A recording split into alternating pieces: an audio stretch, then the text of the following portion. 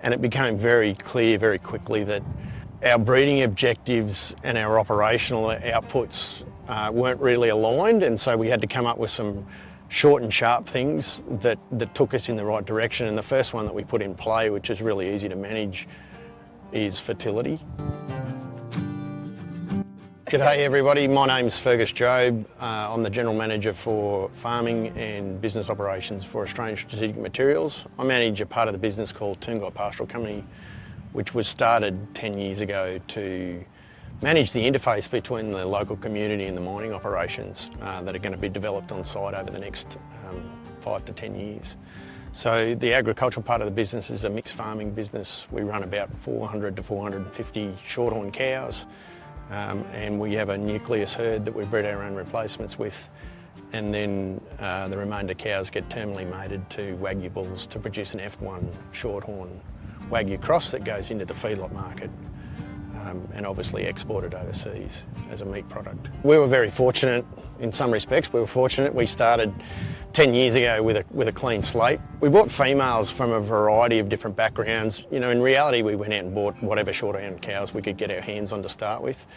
And it became very clear very quickly that our breeding objectives and our operational outputs weren't really aligned, and so we had to come up with some short and sharp things that took us in the right direction. And the first one that we put in play, which is really easy to manage, is fertility. And so those breeding objectives then sort of evolved around that. What are the outputs we're trying to achieve? So we're obviously breeding for a high quality, eating quality product. So that's hence the Wagyu shorthorn program. And that has to be driven from the maternal side as well. So it's not just a matter of going out and finding the highest marbling bull you can find. We actually have to have some of those traits flowing through our females as well. So breeding objectives are really simple. There's really only three. It's fertility, homozygous polled, and marbling. They're the three big drivers. Just recently, shorthorns have added a mature cow weight to their performance profile as well, so that will allow us to actually then start and put a cap on some mature cow weight in our cow herd as well.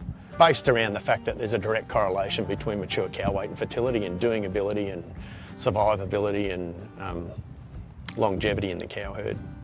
Starting with a really broad base, we very quickly saw we had some inherent issues with fertility driven by a couple of different things. Some was by environment and some was by disease, you know, naivety in cows with disease and those sorts of things.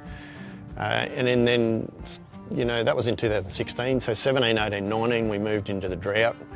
By the end of the drought we were back to 100 cows, and we'd actually booked the truck to go, and they were all of our younger cows. We'd luckily fetal aged those females the year before, and so they were our younger cows, they were our earlier calving cows, and they were basically the first generation of the futurity cows that were by futurity bulls out of this really broad genetic mix of cows. And so we managed to keep them. The truck was booked and it rained about 3 days before the truck was to come and get them. And so since that point in time, recognising that those cows, when we did that fetal age, those cows that stayed, not by choice that we went out and chose the ones that we bred ourselves, we just went and picked the cows that were the earliest calving and the youngest cows, and they just happened to be by the futurity bulls. And so that told us something very clear about what we're doing, and so we stuck on that path and we've stayed on that path. So we've expanded the cow herd since then, breeding our own replacements, but also buying in replacement heifers from other futurity clients to try and, especially people that have got a common theme or a commonality with our breeding objectives as well. So I mean, you can overcomplicate it for sure, but you know, we keep it really simple. Fertility in reality we really measure that by default within our, you know, how we manage our cows. You know, we join for very short periods of time.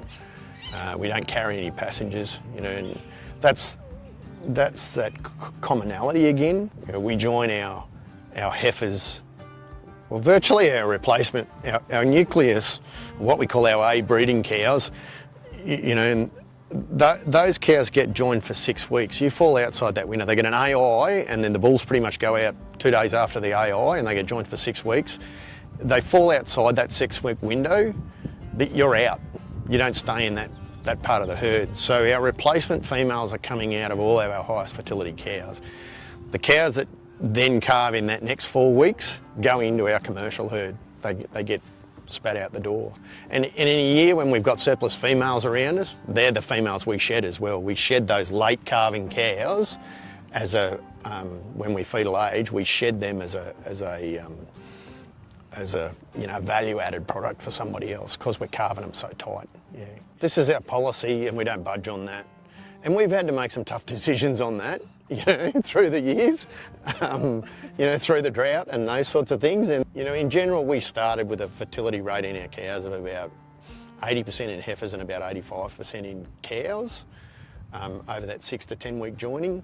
Where now we sit very comfortably in a mid-90s range for both heifers and cows over that joining period. So while there's a lot of, sometimes you get your heart in your mouth a little bit and you see your bulls coming out and they've been knocked around because you're working them so hard over such a short period of time, we've been able to weather that and consistently show that we can get an outcome over that period in those mid-90s. Jason and Kylie are really clearly driven people, so and that's not just about driving their own business. They fully recognise our business success at Toongi Pastoral Company is directly linked to their success, and not the other way around. And so that becomes a big driver in that process. Jason's a guy who's got a lot of experience and a lot of understanding about and a lot of talent in breeding livestock in particular, particularly cattle. It's not just a genetic focus for them, it's a whole of business and how do they grow their business and how do they make it profitable, and so they watch the numbers in their commercial herd, they watch the numbers on the program and what's more profitable, and they understand, because they're involved in that side of it, it's not just a bull breeding unit. They have commercial cattle, so they really get an understanding. They feed cattle of their own, so they've got a good understanding of how, what the impacts of those genetics are in their herd. Yeah, they're just good people, which makes it really easy.